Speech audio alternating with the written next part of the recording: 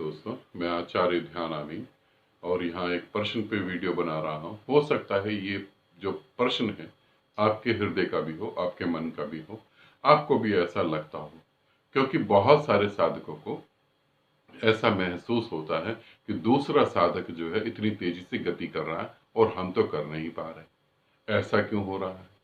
दूसरे साधक के अनुभव जो हैं वो तो बहुत अलग हैं। तो जिन साधिका ने प्रश्न पूछा, उन्होंने ये मेरे को बोला कि ये मेरा पर्सनल प्रश्न है, ये मेरी पर्सनल प्रॉब्लम है। मैंने ही उन्हें बोला कि ये पर्सनल नहीं है, आप इसको वीडियो में दें और मैं बताऊं कि ये पर्सनल नहीं है। 100 में से कम 80 साधकों के साथ ये प्रॉब्लम आती है। तो क्या ये प्रॉब्लम को हम कैसे फेस कर सकते हैं, हम इसे कैसे हैंडल करें ताकि ये प्रॉब्लम कभी भी हमारे जीवन में और साधना में ना आए और हमारी गति ना रुके। तो पहले आप उनका प्रश्न सुन लेंगे। प्रणाम गुरुदेव। मेरा एक प्रश्न और था कि दूसरे शांति और प्रेम वाले ग्रुप में जो आप प्रश्नों के उत्तर देते हैं, तो मैं भी आपके प्रश्न तो साधकों के नहीं सुनती हूँ, लेकिन आपके दिए गए सारे उत्तर मैं सुनती हूँ और वो मेरे लिए एक तरह का सत्संग होता है, क्योंकि बहुत सारे प्रश्नों का अपने प्रश्नों का उत्तर भी वहाँ मिल जाते हैं। लेकिन एक थोड़ा प्रश्न मेरा पर्सनल सा है कि उन साधकों के प्रश्न सुनकर, मुझे उत्तर सुनकर ऐसा लगा कि वो लोग इतनी हाइट पे हैं, आपसे तो मैं झूठ नहीं बोलती, तो एक जेलसी मेरे अंदर आई कि मैं तो कहीं भी नहीं हूँ। तो ये ऐसा क्यों है कि मैं भी बहुत समय से साधना कर रही हूँ, लेकिन अपनी स्थिति मुझे नहीं पता है कि मैं कहाँ पर हूँ। बस ज़िंदगी मज़े में जी रही हूँ और ज़िंदगी बोझ नहीं लगती है और अच्छी से जी रही हूँ। लेकिन फिर भी एक जेलसी होती है कि लोग इतनी हाइट पर हैं और मैं वहाँ तक कैसे पहुँचूँ, मेरे भी वो अनुभव कैसे हों। बस यही एक समस्या थी। कृपया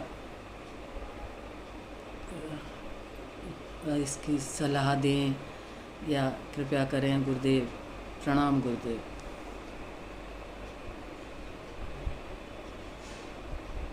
नाम आपको भी।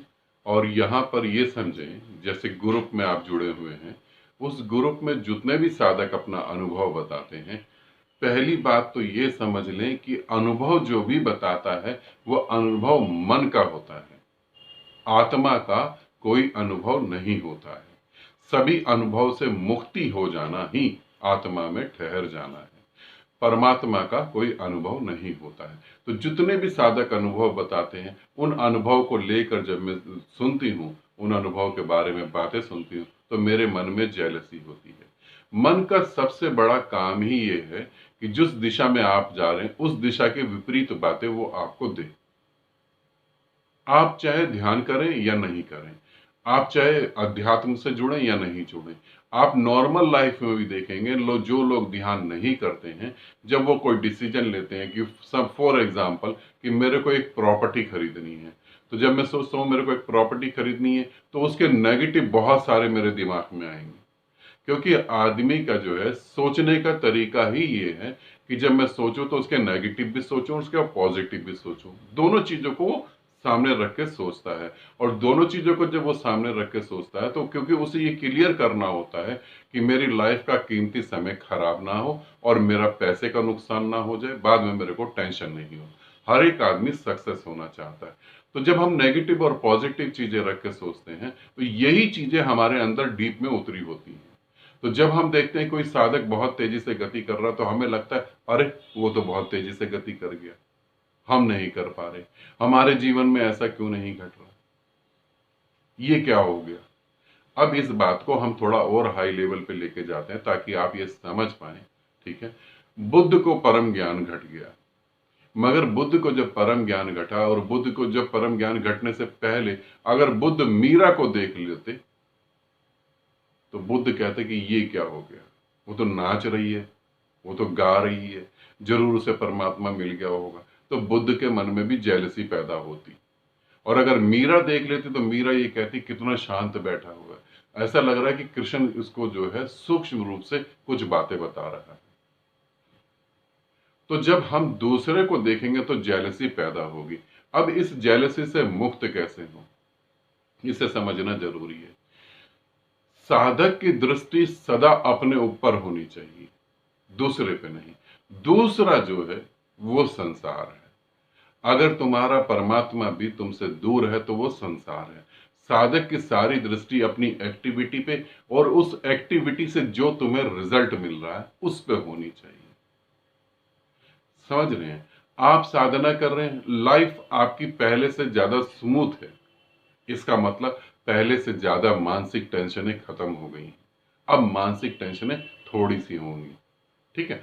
अब इसका मतलब क्या है? जो आप कर रहे हैं वो ठीक है। बाहर दूसरे पे जब दृष्टि जाएगी तो दूसरा भी, अब जैसे आप शांति और प्रेम वाले ग्रुप में जुड़े हुए हैं, ठीक है, आपने कहा कि दूसरे साधकों के अनुभव सुन के मुझे जेलसी होती कि मैं क्यों नहीं पहुंच पा रही, और 4 से 5 साधकों ने मुझे ये कहा है कि जैसे उनको अनुभव होते हैं, जैसे उनको शांति महसूस होती है, जैसे वो अपने आनंद में घूमती हैं, जैसे वो अपनी शांति में पेड़ों के साथ बैठती हैं, उन पेड़ों के साथ कनेक्ट होके वो पेड़ों की सेवा करती है, ऐसे हमारे साथ क्यों नहीं होता? वो इतनी आगे निकल गई, हम क्यों नहीं निकल पाए? अब वो 5 साधक जो आपके बारे में ऐसा कह रहे हैं और आप जो है उन साधकों के बारे में ऐसा कह रहे हैं, क्योंकि मन आपको विपरीत ले जाना चाहता है। तो ये समझें कि ये हम एक दूसरे के बारे में सोचते हैं। जिन लोगों को एनलाइटमेंट या जिन लोगों को जो मोक्ष की झलकें मिलनी चालू होती, जिनके जीवन में निर्विचारता घटना चालू होता है, उनका मन में भी ये आता है कि वो तो वहां तक पहुंच गए, हम तो पहुंच ही नहीं पाए, ये कैसे होगा, हमें कब परमात्मा मिलेगा? तो ये समझे पहली बात कि आपकी दृष्टि अपने पर, अपने जीवन पे होनी चाहिए। दूसरा क्या कर रहा है, दूसरा कहां पहुंच रहा है, दूसरा कहीं नहीं पहुंच रहा, दूसरे को आप छोड़ दें। यहां पर एक साधिका की बात लूंगा। एक साधिका है जो ध्यान कर रही हैं और उनका मन बिल्कुल शांत हो गया है। उनका मन करता है वो चुपचाप बैठी रहें, किसी से बात नहीं करें। जो काम है, घर का जो काम है, खाना बनाना है और खाना खिलाना है, कपड़े वॉश करने हैं, बस वो उतना वो काम कर लें और फालतू किसी से बात नहीं करनी, और कोई भी इच्छा नहीं है। मगर उनको क्या लग रहा है कि सभी लोग तो साधना में डूब रहे हैं, सभी लोगों को तो अनुभव हो रहे हैं, किसी को प्रकाश दिखाई दे रहा है, किसी को जो है रंग दिखाई दे रहे हैं, कोई आसमान में उड़ने लगा है, मेरे को तो कुछ भी नहीं हो रहा, मेरे को तो बस ये है कि मैं शांत बैठी रहूं और कुछ भी नहीं हो रहा। अब यहां पर समझें कि वो साधिका जिस स्थिति में है, वो स्थिति से नीचे के अनुभवों को सुन के कह रही है मुझे तो कुछ नहीं हो रहा। तो आप जब दूसरे को देखेंगे तो आप भटकेंगे ही भटकेंगे। परमात्मा ने ये पूरा बगीचा जो है, परमात्मा ने ये पूरा गार्डन अलग अलग फूलों से सजा रखा है। मेरे गुरु कुछ और हैं, मैं कुछ और हूं, मेरे शिष्य कुछ और हैं, हम किसी से मैच नहीं करते। तो जेलसी का वहां मतलब ही नहीं होता। आप अपने तरीके से खिलेंगे, जैसे भी खिलें, और आप खिल रहे हैं। तो हर एक साधक को यह जरूर सोचना चाहिए कि मेरे जीवन में क्या शांति है, क्या मेरे जीवन में पहले से ज्यादा मैं कंफर्ट लाइफ को जी रहा हूं, पहले से ज्यादा जो है, जब पहले मैं क्रोध करता था क्या उससे कम क्रोध कर रहा हूं, क्या अब कम वासनाएं उठ रही, क्या मैं छोटी छोटी बातों में जैसे पहले चिल्लाने लगता था अब नहीं चिल्ला रहा। तो ये जब आपको घटेगा तो आपको ये पता लगेगा कि आपके जीवन में साधना को लेकर गति हो रही है, आप ज्यादा बोधपूर्ण हो रहे हैं। बुद्धत्व का मतलब क्या होता है? अवेयरनेस का बढ़ना। अब पहले अवेयरनेस नहीं थी, किसी ने कुछ कह दिया आप भड़क गए। अब आपको ये पता लग गया कि दूसरा जो है अपनी मानसिक परेशानियों के कारण मुझे ऐसा बोल रहा है, बस ठीक है, बात खत्म हो गई। वो बेचारा परेशान ही है तो इसीलिए ऐसा वो बोल रहा है, बस बात खत्म।